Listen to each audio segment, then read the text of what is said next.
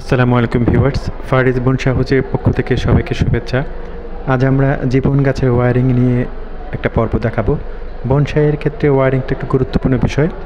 যে কোনো সময় ওয়্যারিং করা যায়, তবে উত্তম হলো ডালপালাগুলি পুরোপুরি ম্যাচিউর হওয়ার আগে করা। ঋতুভেদে ফেব্রুয়ারি থেকে জুলাই পর্যন্ত হলো উত্তম সময়। ওয়্যারিংয়ের স্থায়িত্ব হলো 30 থেকে 60 দিন, তবে গাছ ভিন্নতায় কখনো কখনো কম বেশি হতে পারে। চাহিদা মাফিক সময়ের পরে ওয়্যারিংটা খুলে ফেলতে হবে, তা না হলে সেটা ডালপালায় গেঁথে গিয়ে ব্রাঞ্চটা সৌন্দর্য নষ্ট হয়ে যেতে পারে, ডাল মরেও যেতে পারে। প্রয়োজনে কিছুদিন বিরতিতে পরে আবার ওয়্যারিং করা যেতে পারে।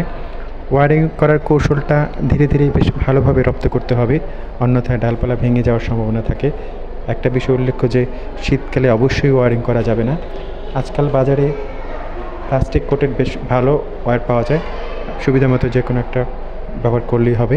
সবাই ভালো থাকবেন, সুস্থ থাকবেন। আসসালামু আলাইকুম, ধন্যবাদ।